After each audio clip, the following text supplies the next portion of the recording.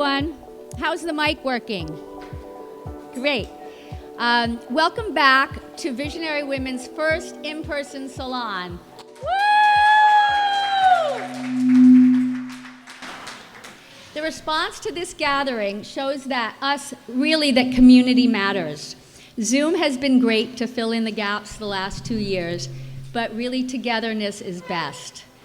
My name is Nina Kodik, and for those of you who don't know me, I'm the president of Visionary Women.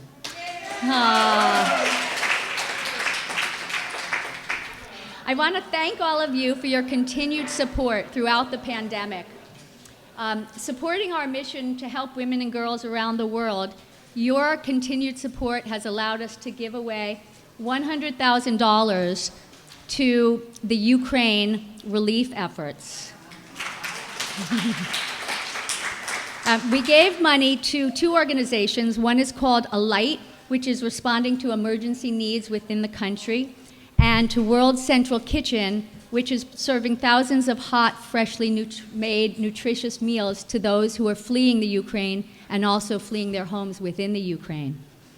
We were also able to give away another $100,000 this quarter to many organizations. I'm going to name a few, but please go to the website so that you can see where your money goes to. We work really hard to curate your dollars, and we're not frivolous. We really want to make a great impact.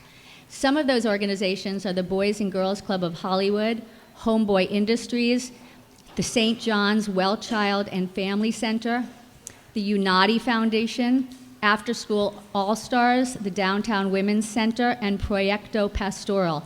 And they fund all kinds of initiatives from housing to STEM programs to a reentry program for formerly incarcerated women. So we really have a lot of buckets that we give to. We do things in the arts. We do things with poverty, women who are on the streets. And in fact, at Proyecto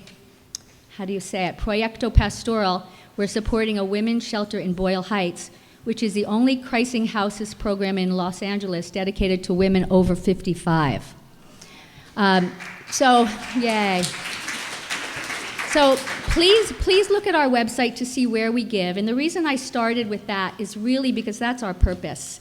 We get together because we want to be together. We want to learn and grow and get educated and, just learn about interesting topical things. But our real main purpose is our giving.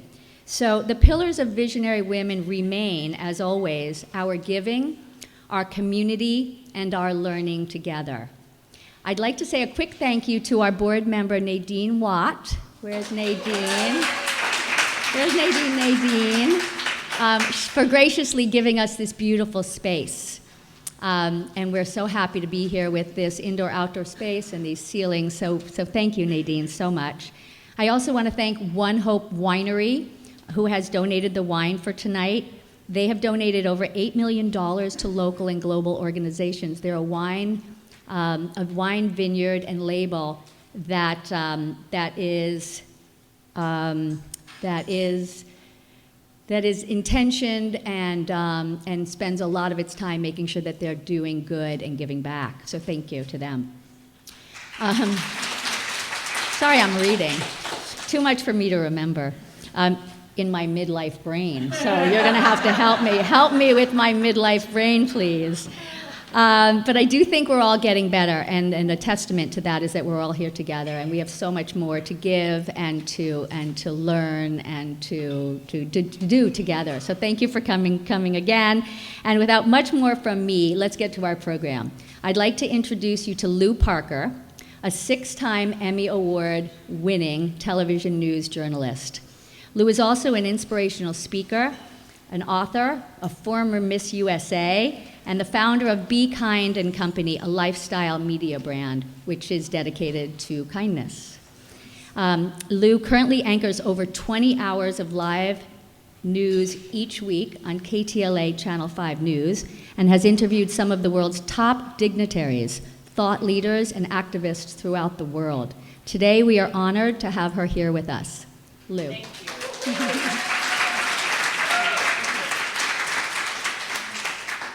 Hi, everybody. How's it going? Well, maybe I won't take that off. I'm going to sit. The USA thing was like 100 years ago. So I want to say thank you for being here as well, and to Angela and the entire board of Visionary Women. I so respect you guys, and I'm always thrilled when I hear from you. I was not expecting you to ask me to moderate tonight or to interview Louann. So I was very thrilled about that. And I've had the opportunity to speak with her on the phone a couple times and emailing and now getting to know her. She's super special, so you guys have a lot to look forward to tonight. I'm going to read her a little bit about her and then bring you up, Louann, and then we'll get started. I feel bad for the guys in the room. Okay, so Dr. Louann Brizendine, Brizendine completed her degree in neurobiology at UC Berkeley, graduated from Yale School of Medicine, and did her internship and residency at Harvard Medical School. She's also served on both the faculties of Harvard University and University of California at San Francisco. She founded the Women's Mood and Hormone Clinic at UCSF. Her New York Times bestseller, The Female Brain, and its follow-up, The Male Brain, continue to be read around the world. Her new book, The Upgrade, How the Female Brain Gets Stronger and Better in Midlife and Beyond, was released in April of this year. And now, as a professor of clinical psychiatry at UCSF, Dr. Brizendine continues to speak, write, research, and consult. We really appreciate you being here. Come on up.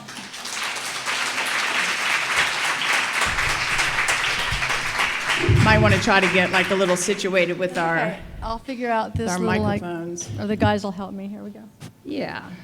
We don't want to be too non-techy. That's right. While we're getting all that together, I also wanted to remind, I promised the guy in the back from Book Soup, which is one of my favorite bookstores in town, that we will have books in the back, and Louann is, they will be signed. Yes. So, or Dr. We've got a whole signed. bunch of them signed already, and they were so sweet. The guys, Yeah, he's super from Book sweet, Soup. We from said we Book Soup. wanted an independent bookstore that was in your community. So we're really trying to support the independent bookstores. It's really important, especially after COVID. So here, it's a really special bookstore, to be honest. Yeah. And first of all, congratulations on not just one book, but 3 books. So Yeah, fabulous. three's a charm, I guess. Yeah, it's really great. And, you know, a couple of things when we're talking about the upgrade, which is the big word, you know, menopause. I was laughing to myself earlier thinking of that saying that taxes and death are 2 constants in life, right? And then I was like, but isn't menopause too, right? Right? Exactly. And we're the only ones who have to deal with it. I know. I mean, we were talking earlier about it's like, we're the only ones who have the period. We're the only ones who have the menstrual period. The guys don't have any of this. The guys don't have menopause. The guys don't have that. Although, you know, they do have menopause, right? Menopause. Yes. And if you know the author of Menopause, she's sitting right up here. Anyway, we'll talk about that in a while. But yes. They have a few things that we don't have, but we have a bunch of stuff that's personally ours. And we claim it. And that's right. We claim it. But seriously, you are changing the narrative. One of the main things that I noticed when I first started reading the book is that you even said it, you quoted about the upgrade, which she is saying is the menopause period is the upgrade, so you've got a positive spin on it. She says it's a glorious time full of freedom and discovery. And when I read that, I was like, really? Really? Okay. I can't wait to hear this. Right, exactly. Okay. Well, you know, the thing is, if you think about the word, though, the word perimenopause and menopause, those are medical terms, right? They're medical terms for a very specific period of life and a deficit when your hormones kind of go south. But, you know, the transition from age like 40 to 60, I mean, hello, that's not just like one little blip. It's not like a medical term. It's not the whole woman. So the whole woman, that's why I changed the words from the transition period, so like age 40 to 50 are the transition years, and then over 50 to 60 is the upgrade. Because there's so much that happens in our lives as a whole woman. So I thought we really needed to change the narrative and change the words because, you know, this little tiny narrow medical term that the pharmaceutical industry and the medical industry uses, menopause or perimenopause, they're tiny events. I mean, we all need help with them, and we have great things these days to help us. We'll talk about some of those pretty soon. But the idea that we are coming into the fullness of our authenticity, and that a lot of the bullshit that we have to deal with when we're younger, when the fertility hormones are driving us crazy, Mother Nature made it so we will find the best sperm, right? That's what we're supposed to be doing. That's why we're supposed to be looking attractive with the hourglass figure, that's so, anyway. So hopefully after that point, we found the best sperm and we're ready to move on with our lives. So let's break those down, the 4 transitions, and not super technical, but just the 4, because it does range, and I was surprised it can last anywhere from 2 to 14 years. Isn't that? I mean, yes. That's gobsmacking, right? Like, right. Whoa, and I don't want to be, if you don't want to be one of those ones, it's 14 years, but. It just depends on each individual woman, right? Yeah, it's highly different, and it has to do often with just how much estrogen and your ovaries, how many eggs they have, and how long it's going to take for them to go into retirement. But yeah, so let's talk about the transition issue that you're talking about. The 4. I broke it up into 4 different stages. So late 30s to really early 40s is kind of what I call that's a pre-transition time. And really the time, like 37, 38 is a time when the eggs start to kind of like, we get 1 million of them given to us at birth, 1 million eggs, but by the time we even start our menstrual period at 12, 13, whatever it is, we're already down to 500,000. So they just continue to go down. Now males, remember, their testicles make sperm all of their lives until the last day. So they're still making sperm. So Mother Nature made it in this kind of way. We didn't consult her about exactly what it was about, but at any rate. So what's happening about age 37, 38, it starts to have a little bit of a change that some women will start to notice, maybe a few days of a little bit, like that feeling that you're on your whatever your exercise is, and you're used to cooling down a little bit faster, and you're not cooling down so fast. So that's like in the right in that 37 to 41, 42, in the early phase of the transition, say 42 to 45. A lot of women notice that, and sort of maybe getting a little bit hotter at night. And of course, this doesn't suit all women, because some women have had hysterectomies and are already on hormone replacement therapy. So this is just kind of like how the average goes. 7% of women go through they're already finished at 45. So, but that's only 7%, and then 7% of women aren't until they're 55 to 60. So there's a big range. Most women are about age 51.5 is the average age. What denotes that you're done with it? Is it the menstrual cycle, or is it symptoms? So there's a definition. And actually, if you go by the definition, menopause lasts for 1 day, because the definition is 12 months after your last menstrual cycle. So 12 months after your last menstrual cycle, on that day, you have menopause. And then the very next day, on day 2, you are post-menopausal. Oh, so anyway, I say you're upgraded after that. No more periods, you're upgraded. So then that's the final phase, is 12 months after. And is there a post? Is there something? Yes, so the most symptomatic time for most women is like the age 47 to 51 is the age when what happens is you have menstrual cycle periods that start to get shorter and shorter. If you're a 28-day woman all your life, like in your 20s and 30s, then in your late 40s you may become like down to 27, 26, and that's how you know, and you're starting to have more sleepless nights because you're sweating, or you're not cooling down as easily. Other symptoms a lot of women know, like have vaginal dryness, all the things that you all know already that are part of the transition. Some people get more anxiety and depression because your hormones are being jerked around even more. Some women describe it as having intermittent PMS for 4 or 5 years. But that's kind of interesting, because how do you know if it's, especially what we just went through for 2 years, there's anxiety at low level on all of us, right? And I feel like it's just inherent now forever, but depression, anxiety, stress, yeah. How do you know the difference? Is that something you need to go to the doctor and say, these are my symptoms? I know. Let's take it back to like in our late 20s and in our 30s, right? Anybody in this room ever have PMS? Anybody have PMS? So that's something that women are really familiar with. 90% of women endorse that they have had some PMS. So you're with company here. And that is because the hormones are changing very rapidly right before the blood flow starts at the end of the cycle. So for about a day, for about 24 hours to maybe 48 hours, that's when the PMS. And that's because of rapid change in hormones. And a similar thing can happen during the last phase, usually the 47 to 51, and it can happen kind of intermittently through the cycle. Because sometimes you don't have, everybody know what's called an eggless cycle? We call it anovulation. It means you're not having an egg that month. So it's an anovulation cycle with no egg that month. Women in their 20s and 30s have at least one cycle a year with no egg.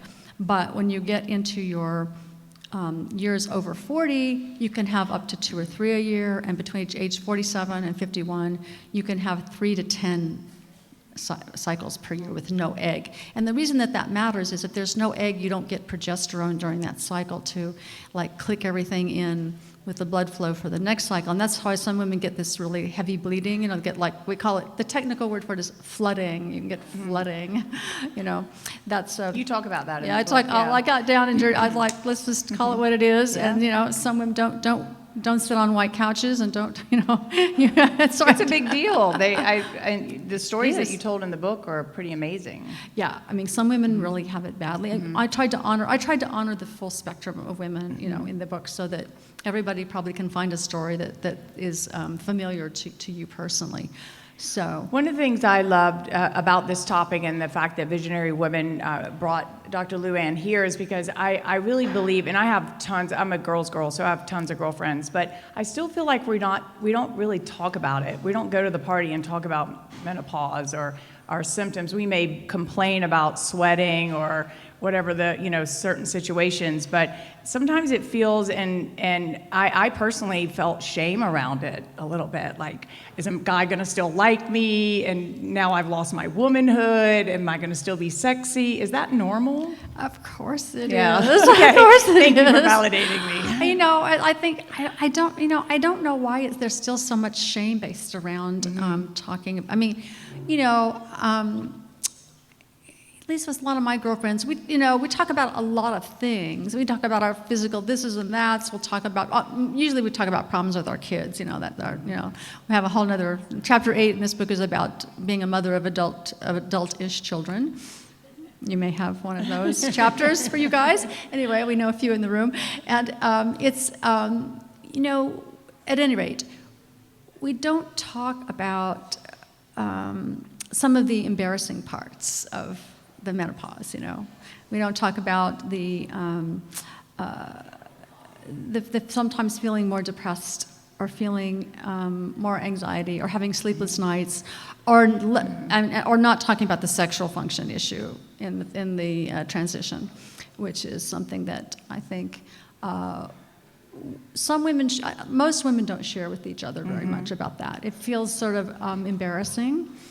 But you encourage, you're big about having girlfriends as the support to say it's okay to talk about, Absolutely. Yeah, we're all going through it, so. And you should see the number of companies. I mean, there's little companies popping up all over. It's because our healthcare system in the United States isn't doing a very good job with us between the ages of 45 and 55. I mean, right, ladies, would you all agree about that? Let's just call that what it is. That is shameful. That is shameful that we don't have a healthcare system that acknowledges it, talks about it, helps each individual woman with what they need. Do they need hormones? Do they need do they need an education about something? Do they need something else? Do they need an antidepressant? Do they need meditation? I mean, what is it that someone needs? Yeah. And so every woman goes through their own personal version of menopause, and yet it's not something. It's like something that's still under the rug, which is so ridiculous. It would be like,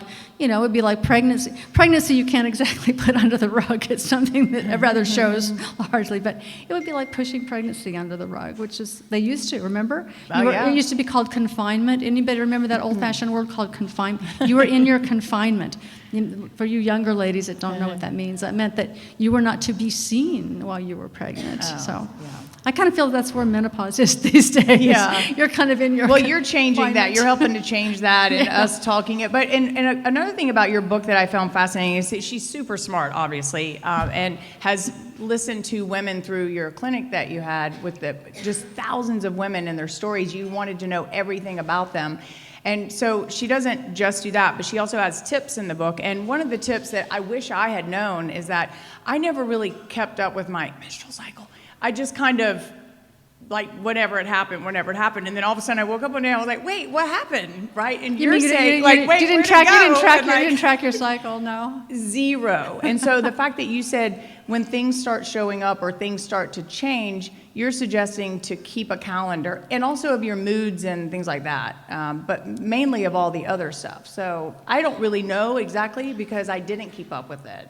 So. I think it's like, it's some women who are sailing through, so it's 20% of women will kind of sail through this phase with a little blip or that, but it's not a very big deal. 80% of women will have some, whatever, 80% of women at this stage consult their doctor about some symptom they're having through the menopause or perimenopause or going from the transition to the upgrade. They will consult their doctor about it. And that's huge. So it's something that if you have a little bit of a tracking device of some kind, there's a lot of them that you can buy, or just make your own, especially for your own symptoms, then you can go in and you can talk about what it is that's really bugging you, and you can say, I want some help with this.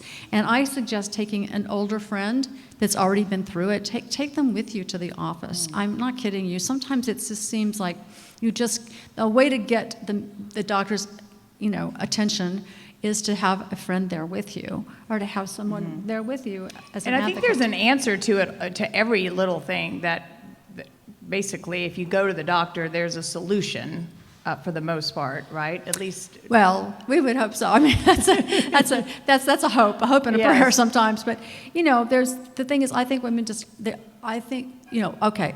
Well, so there was 20 years ago, actually it's the 20th anniversary right now, it's the 20th anniversary of the Women's Health Initiative results that came out in 2002.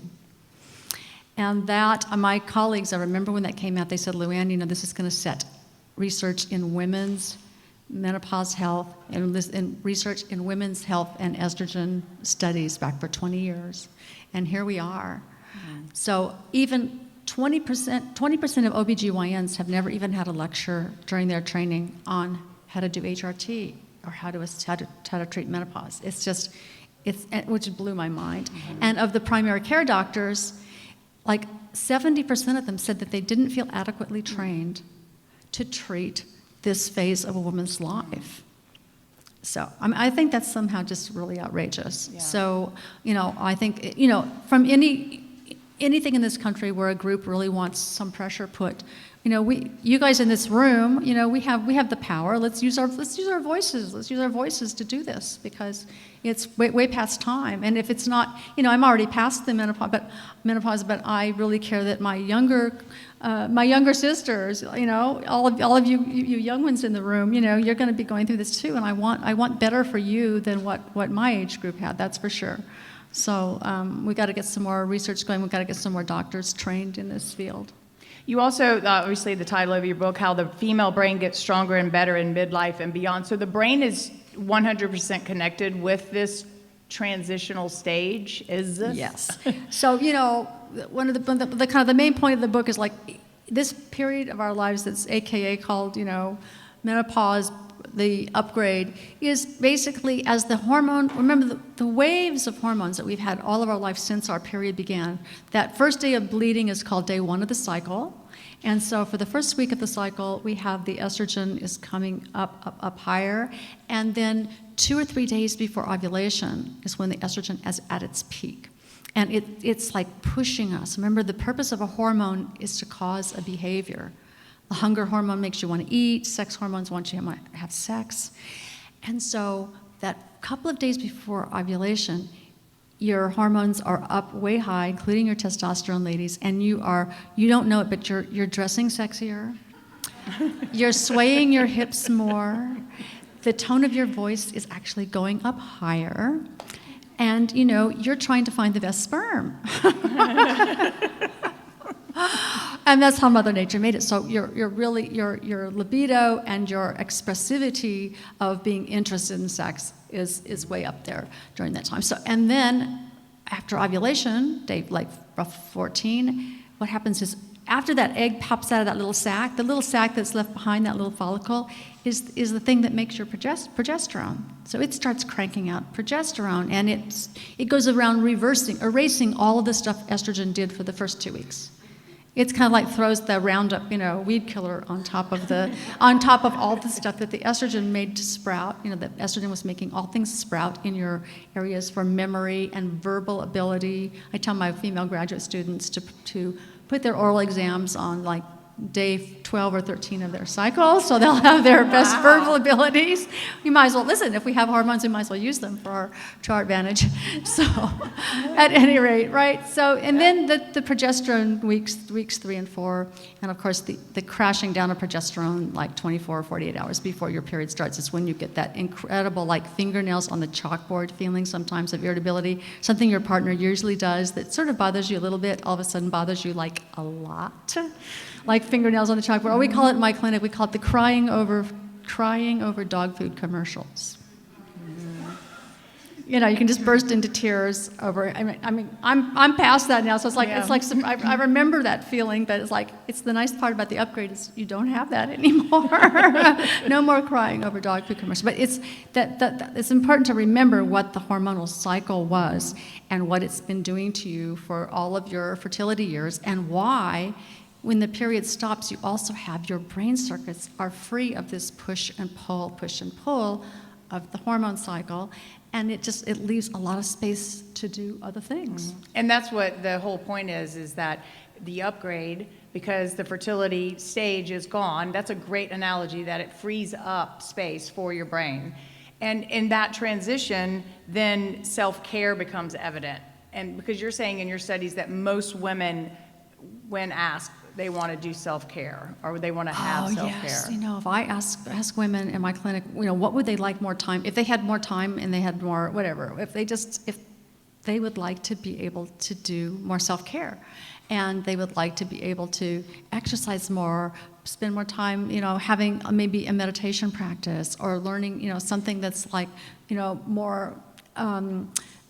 more relaxing, and they just need to be off of that hamster wheel that you get on. So women really want that. They desperately, all of us crave that in our life. And when we get the right amount of it, you know how it is when you get the right amount of nurturing and nourishment and sleep and exercise, and you got your self-care thing nailed. You know how great that feels? That's just so wonderful, and that's what women really want. They want it, but it's sometimes hard to get that right. But another thing that you talk about in terms of self-care, I believe really, and I don't know if this is something that you believe, sleep is so important, and a lot of people are not getting sleep.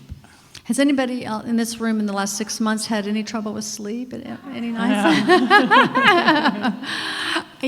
So I think, let me just teach you one very cool little science nerdy thing about sleep, because what happens when you sleep is that your brain cells kind of shrink back from each other, and they leave a little space in between the brain cells in your brain. And what happens during that time is the brain hoses out all the garbage that's been collected during that day. Because when we're awake, our brain cells, we're doing all kinds of things. We're multitasking, we're doing whatever. But doing that between the brain cells causes garbage. Protein, it's called protein garbage. The protein gets thrown all over the place.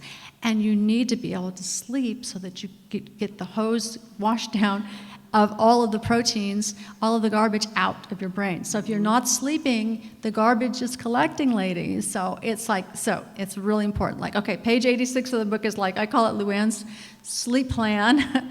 And so, there are some basic things. All of us know, all of us know some of the good things to do for our sleep and our well-being. And, everybody has a different little quirk. And what I'm really amazed at is there are two things that we do to ourselves that give us trouble with sleep that we have some control over, whether we believe it or not, we do. Number one is caffeine. If we have caffeine, women don't process it quite as quickly. So if you have a cup of coffee at 12 noon, it's still in your bloodstream at midnight. So, you might have your cup of coffee when you first get up and then switch to decaf or switch to herbal tea, switch to something else. So it's so simple, and we have so much control over that.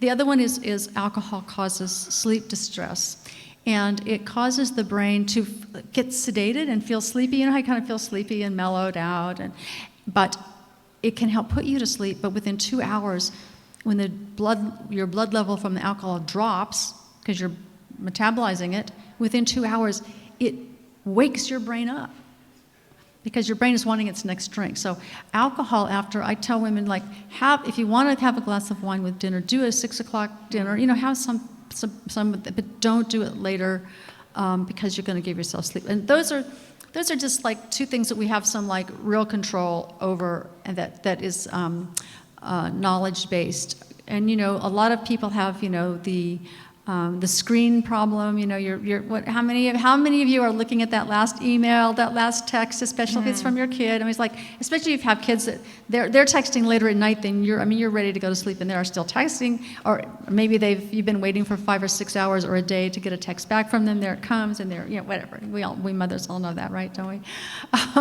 So it's there are things that we have some control over, and there's a whole bunch of other sleep tips. You have 12 different tips in there on Yeah. that. But we also talk about stress and how that affects the brain and inflammation. I'm obsessed with inflammation. I do everything, well, that's not true because I drink, but I try to and drink coffee, but I try to do everything that will reduce inflammation. I try to put it into my body, because they say that's the telomeres or something, and it can affect your brain. Has anybody heard about inflammation? Inflammation is a weird word, because inflammation kind of to us, most of us, means an infection of some kind, right? You have inflammation, and yes, the body does make inflammation to kill off infections and things. However, the body also makes what's called sterile inflammation, which means that there's no bacteria or virus, there's nothing. It just makes inflammation to some of the proteins and the metabolism that's going on in your body anyway. So all the time we have a certain amount of inflammation that get cleaned out by our liver, cleans out by our kidneys. We're always the brain is cleaning out all those proteins. There's ways we clean out those things. But if you have a buildup because you're not cleaning them out, it could be, or because you're making too much inflammation. There's things like having a very junky diet can give you more inflammation, but you can have people who drink a lot of alcohol get too much inflammation. And actually, if you exercise too much, there's a sweet spot for all of us. How many of you know that when you exercise too much, you cause a lot of inflammation in your body? Your muscles, that sore feeling you get. A little bit of soreness is kind of good, but how many of you become, you start this new exercise class and whatever, and you're just you're having such a good time, and you're trying to do what the teacher's telling you, but the next week you're completely trashed because you're really sore. You're getting really high inflammation. So, like everything else, the right amount is the right answer to kind of keep the inflammation down. And your inflammation in your brain is very well known to be something that predisposes you to dementia. So we want to do anti-inflammatory things for both our diet, our exercise, our sleep, all the things that we can do. Well, that's exactly where I was going next, is in terms of dementia and Alzheimer's. I know a lot of people in here probably have been affected in some case, and having a friend or a relative.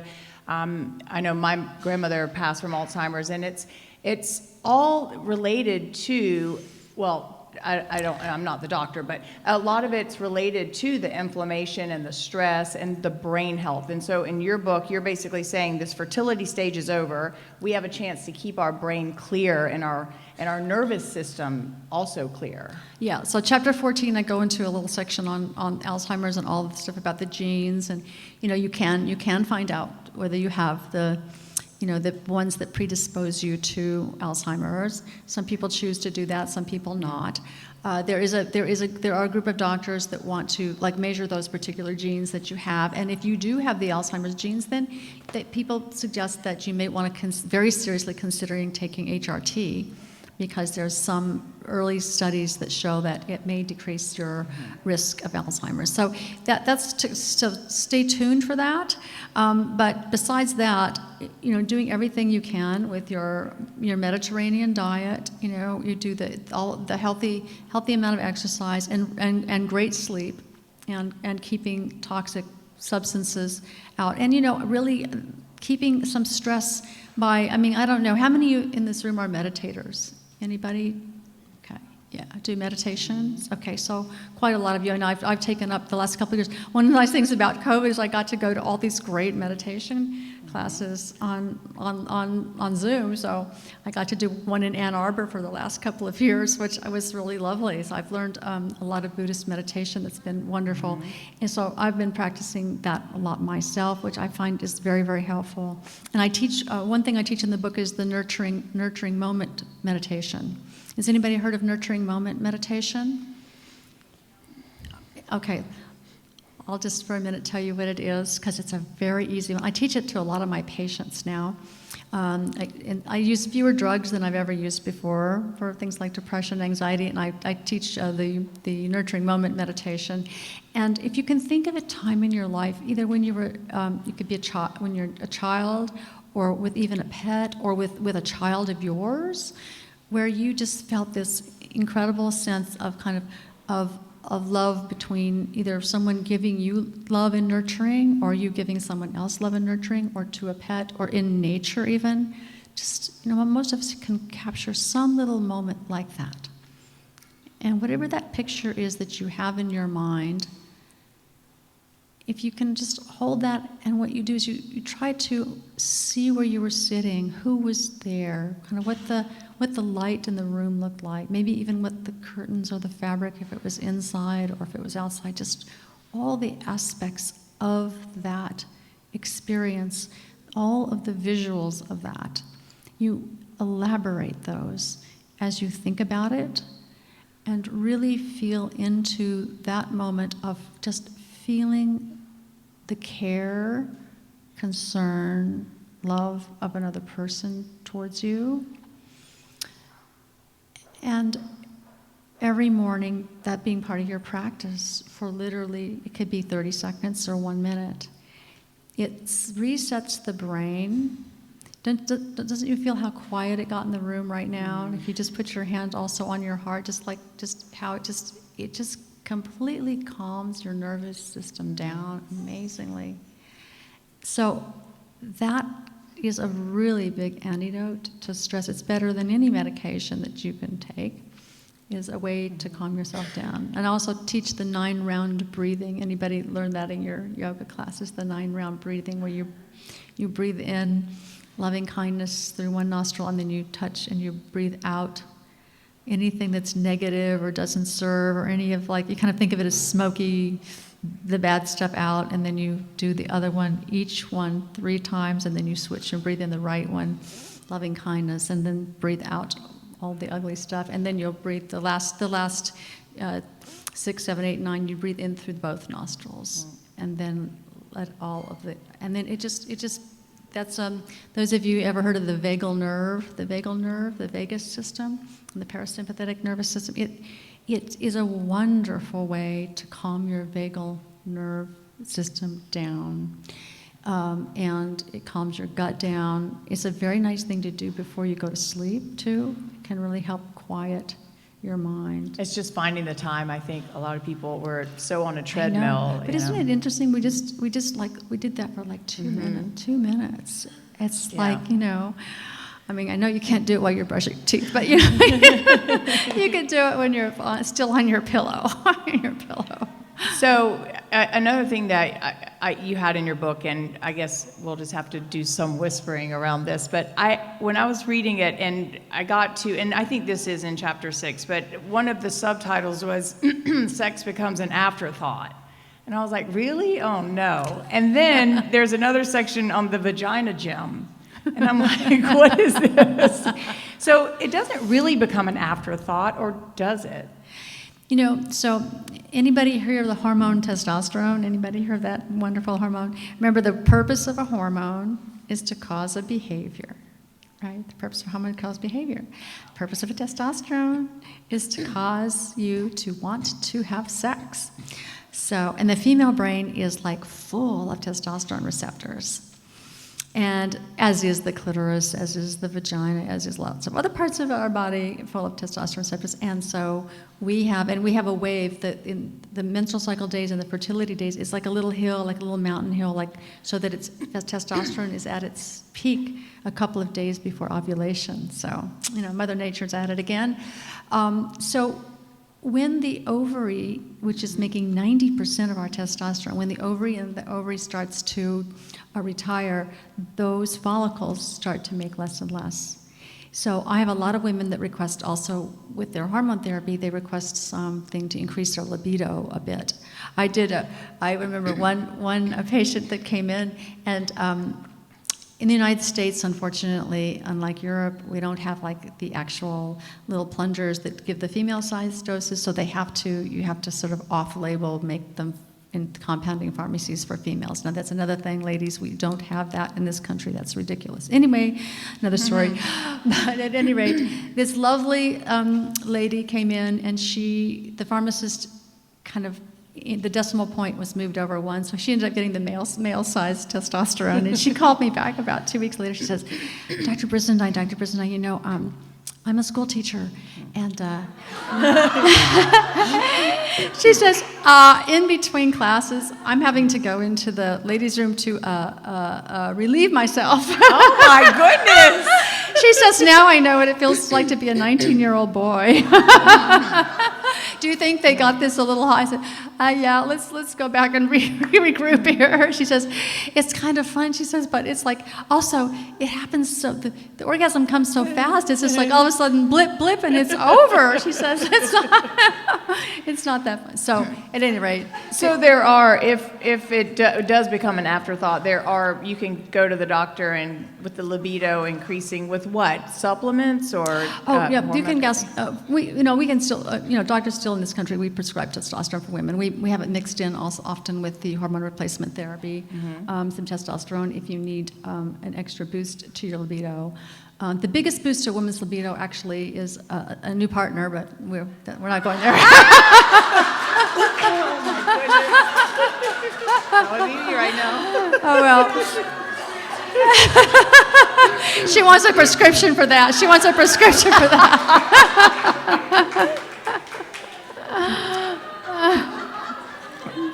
Well, I think, Dr. Louann, you're so awesome. I think we're going to kind of wrap things up, but we are going to take questions, right, from the audience. And when I was talking to you earlier, I think just to wrap everything up in terms of what we're talking about, what I get from this is to embrace this time, no matter what, where if you're 38 all the way up until your last day on earth, is to embrace the womanhood, embrace the beauty of it, and you said, to embrace the joy and the serenity, right? Yes, I think that if I want any woman to get more joy and serenity in your life is what I hope for all of you to get in your own upgrade.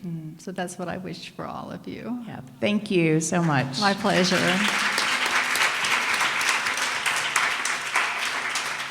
How would you like to do questions? Just have someone raise. Yes, you want to put it up? Am I on? She's got her own mic there, yeah. Well, thank you for that. That was absolutely enlightening and incredible. And now we are segueing to our Q&A, questions from the audience. So I'm going to be roaming around. I see you with the your lady hand who up over wants there. a new partner would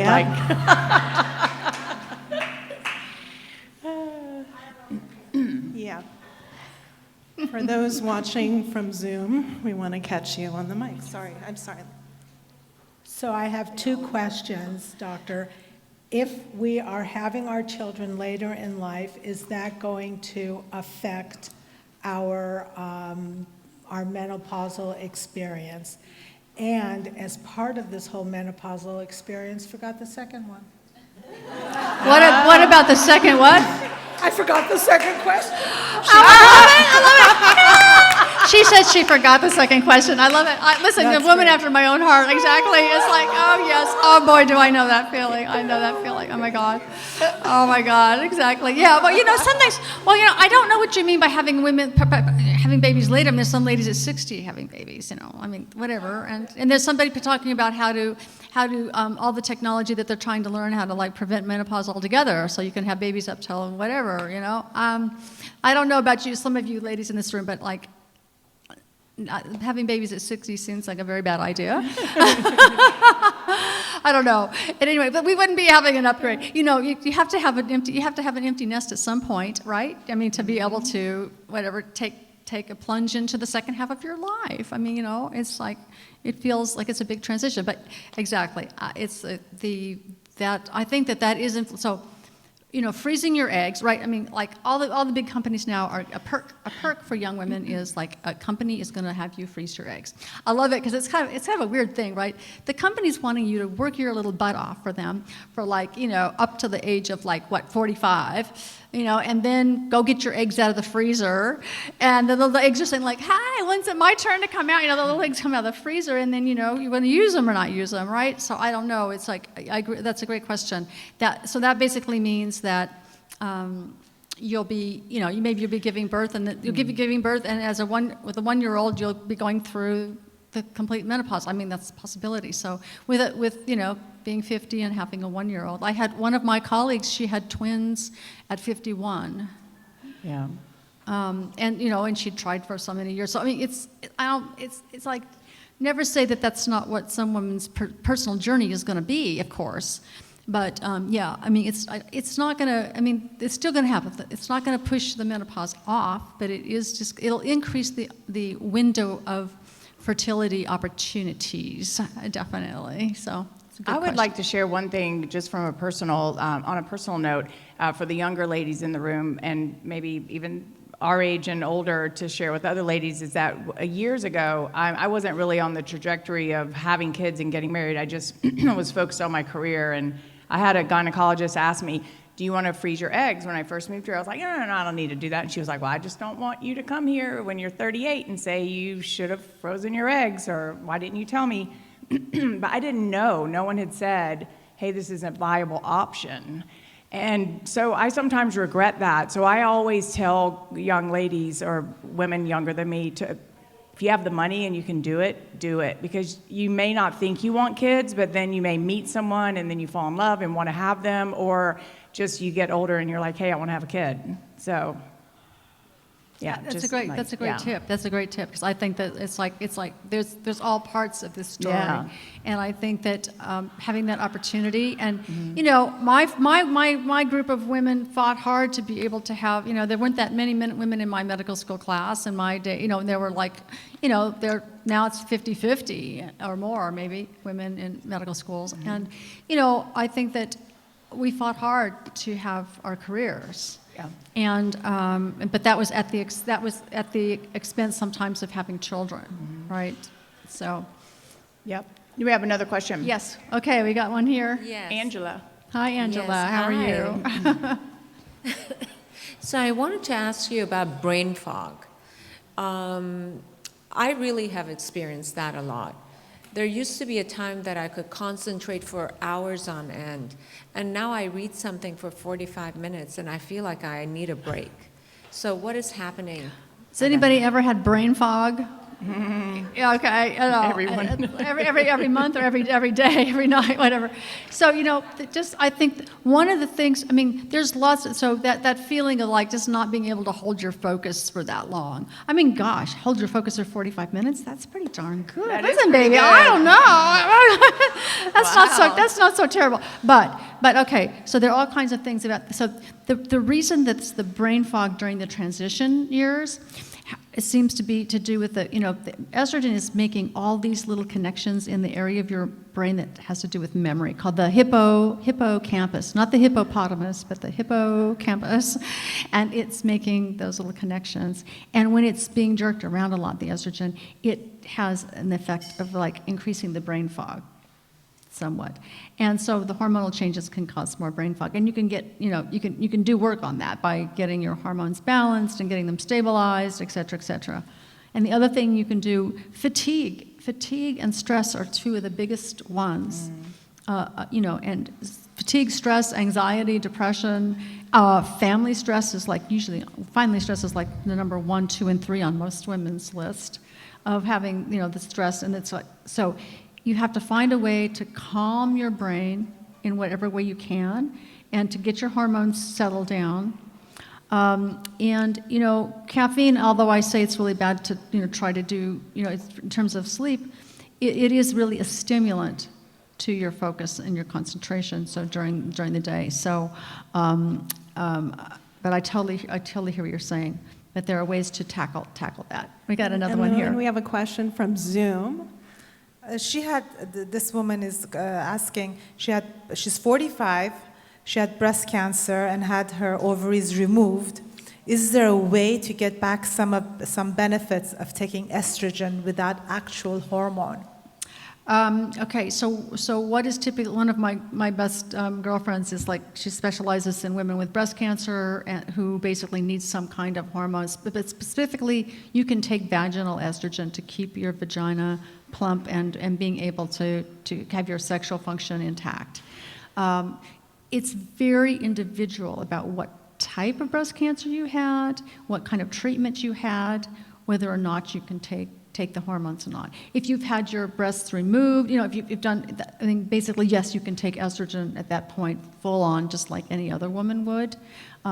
It's a very precise individual thing that you have to go to a specialist to be able to help you with that. But there are doctors, there's a whole group at the UCSF that specializes in post-breast cancer hormones. I think we have a question over here. I'm just walking over with Got the a couple, microphone. yes. I see you. You're sneaking back there. Here there we you go. are. Okay. Yes, yes. So much. Hi, doctor. Thank you so much for being here. Are there studies done on the safety of bioidentical hormones post-menopause? There are certain doctors, there's rumors about it not being as good for you, that it might cause cancer. Have there been any advancements in that? So, there's always this controversy between the natural hormones, the bioidentical hormones, the synthetic hormones, right? So I'll just clear that up for you right away. So anything that you take in from wherever that's made by whatever it is, it's not quote-unquote natural anymore unless it comes out of your own ovary. So only the things that come out of your own ovary are quote-unquote really natural. And anything that you're going to be taking is it's not totally natural. But what we're just talking about is something that is chemically identical to the hormones that your ovary puts out. Either you take it orally or you take it by cream or a patch or something. Those are called the bioidentical hormones. And especially the progesterone these days, most doctors are all prescribing the bioidentical progesterones. And some of the estradiol, the beta estradiol, is what our ovaries make, and that is usually what most doctors are prescribing nowadays for women to take. There's some variation. But there's some cognitive studies that show the old-fashioned Premarin, which was the horse urotype 1, actually there's 3 types of estrogen in it that are better for your cognition than the others that we get. So stay tuned. Stay tuned.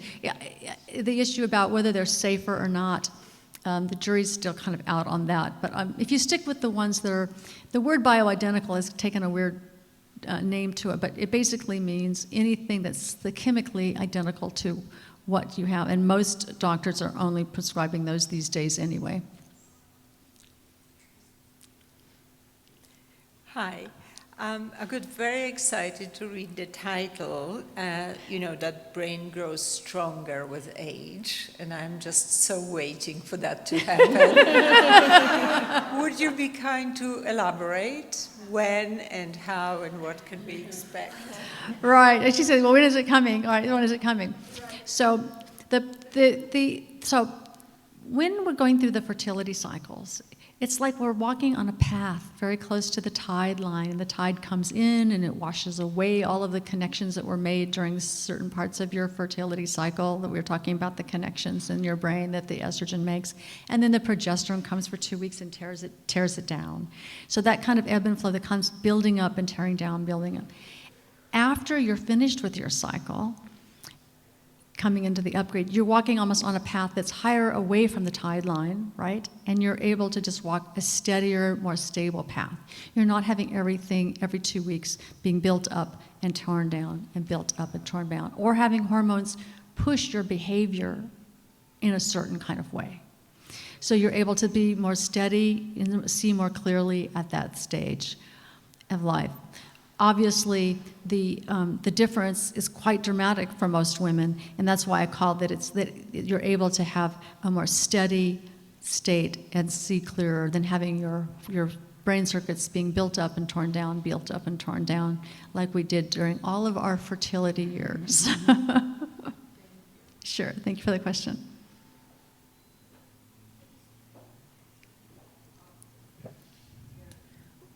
One of the symptoms that I find that I'm having that I don't hear talked about very much is ear ringing. And it's too quiet. In the morning, it's too quiet. All I hear is ringing. And I never thought there was such a thing as too quiet. And does that ever go away, or is there anything? You must have the empty nest, right? Not quite, but... She said there's too quiet in the house, and there's like the ear ringing. You know, every woman that goes through the change has like some quirky things, and actually estrogen has an incredible ability to tune your sensory systems. It actually can have some women have a higher acuity for smell. Some women can then have a higher acuity for hearing or even for taste. And so you may be one of the very sensitive ones that has it for the hearing, but once you get stabilized, that may decrease, hopefully, right? Hopefully. Okay. Thank you so much for this talk today. I'm curious You're because welcome. I imagine many of us work in entertainment. So my vision of what menopause looks like has basically been reduced to that episode of The Cosby Show where Mrs. Huxtable has menopause and everybody is running away from her scared. So what is your hope for the cultural conversation surrounding this change, especially as we expand our lifespans far, far beyond menopause, and so we don't just die at 65 anymore and disappear? I know, but it's like the whole second, I mean, what do they think? I mean, like, what are you supposed to do? Turn in your human card to like get into your box at age 50? Mm-hmm. I mean, we have a whole like now, like the whole half of our life in front of us. This is ridiculous to like think we're all going to be put out to pasture at 50. Like, hello. I mean, you know, this is ridiculous, right? So I think the cultural conversation also has to do with like, also, you know, when we're younger and you're in that kind of, you know, we're in the fertility cycle or whatever, and we try to eat our words. We try to keep the peace. I talk about that in the book too. Like we're very good at people pleasing, whatever. And we finally, I think that episode comes from like, you finally find your voice to really, you know, you feel more firmly able to state your own opinion about something, your own needs, your own wishes, how you see something, how you don't see something, and you don't feel afraid to do it, because the consequences when you're younger just feel because you're younger and you're not as established. But I think that conversation, to value that, and for the culture to say, yes, we want to and need to hear from these women. Holy shit, they have so much wisdom and so much experience. What are you doing, you know, putting them out to pasture? Just when they have the most they can give back to society, and we can give it to each other, ladies. I mean, we can reach down and give our younger sisters a hand up. I mean, we don't, you know, that we do that, and we, you know, we are able to have a voice. And I think women, you know, don't hide your light under a bushel anymore. Take the center stage of the center of your authenticity and speak your own truth. Yes. Amen. Time for one more question.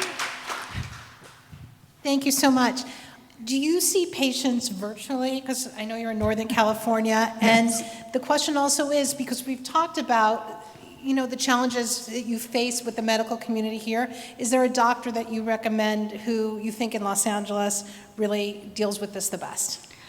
Well, you know, because I don't live here, I bet you, I mean, I think that it ends up being word of mouth. I mean, it ends up being word of mouth here as well, you know, just like it is every place. It shouldn't be word of mouth, right? I mean, like doctors should be trained that you can walk into whatever doctor's office it is, and they should be trained in how to deal with the hormone changes of this, like, hello, for this 15 or 20 years of our life.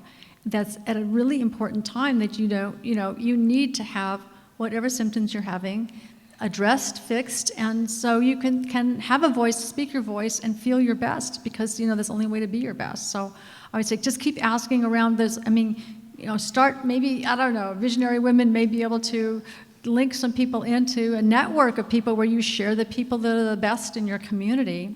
I mean, I know from having several of my female family members in this community who've had to deal with this issue with hormones and their doctors, that it has not been always an easy experience in this community finding people, and it is not easy in San Francisco either.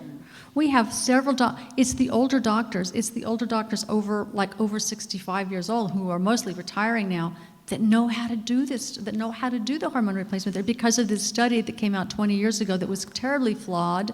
It was just wrong. They started hormones on women, not even started until they were 63 or 64, and there were more women in the group that got the hormones versus the placebo that had the breast cancer gene, that were smokers, that were drinkers. I mean, like, it was a bloody mess. And once they finally went back and reanalyzed the data, and it denied women for 20 years this treatment at this stage of our lives. So, we got to turn that around. It is being turned around, but we got to continue to we got to light a fire under this whole system and have it go forward, because you all deserve it, and our younger sisters really deserve it. So, we have one more question. One more question.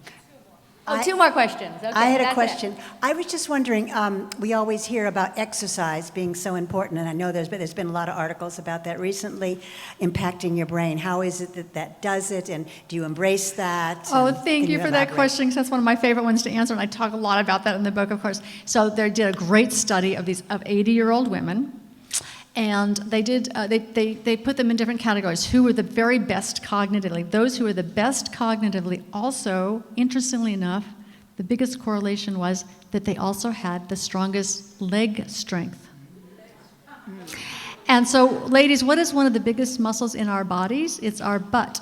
Our butt is a very big muscle. So doing butt squeezes, right? Doing butt squeezes. I recommend doing about 100 a day, and I talk about that in the book too. So ladies, to help your brain out, I recommend butt squeezes. That's the take-home message from this talk today. Do your butt squeezes. While you're meditating. Anyway, you guys have been terrific. I know we have one more person who's dying to ask something. Hi there. Thank you so much. I love your candor and your honesty. It's been lovely. My name is Adrienne, and I'm actually a specialist in medical weight loss. And of course, I get a lot of perimenopausal women because of hormonal reasons and emotional reasons. It's a time when our weight fluctuates. I'm curious, are there any foods that you incorporate in your diet or that you recommend, not only for weight, but also for brain health? So I just go back to the data, the really clear evidence-based data on that is some version of the Mediterranean diet, because it has lots of the vegetables, lots of healthy proteins. It has and something about olive oil seems to be very special in terms of anti-inflammation health. So that is and I discussed that in a couple of parts of the book, because it's really anti-inflammatory. So it's the healthiest. And of course, the combination of decreasing your calories, exercise, diet, good sleep, it's all good for your brain and good for your weight. So it's all good together, ladies. And if you're going to have your strongest voice, you've got to have all that stuff going for you too. It's how you feel your best. So, yes. What is your one favorite thing in your refrigerator or in your pantry? What I have, I like my vegetables. So spinach, I would say spinach is it. Wow. Spinach is it. That's impressive. Spinach is my new favorite for the last 2 years for a lot of reasons. Spinach, I just boil it up and put it in the blender, and there you have it. It's mix it with everything. So Okay, I think we're going to call it now. Anyway, thank you guys. Thank you so much. Thank you, Louann. Thank you, Lou. Thank you, everyone, for being here so much. We do have an upcoming event on July 21st. It's next week, and it's a walkthrough at the Hammer, led by artist Andrea Bowers, followed by lunch at Lulu's. So there are a few spots left. June 21st. And it's next week, right? June 21st? So we have a few spots left. So go on, look at your emails, and if anyone wants to join us, you feel free to join us. And again, thank you so much. I just want to say thank you to the board members who are here and to Piera Klein, who's our communications director, who makes this happen. And thank you so much. This was so much fun. And let's stick around, have something to eat, have a drink, not an alcoholic drink, or have an alcoholic drink. And Louann's going to be signing some books, and please continue the conversation.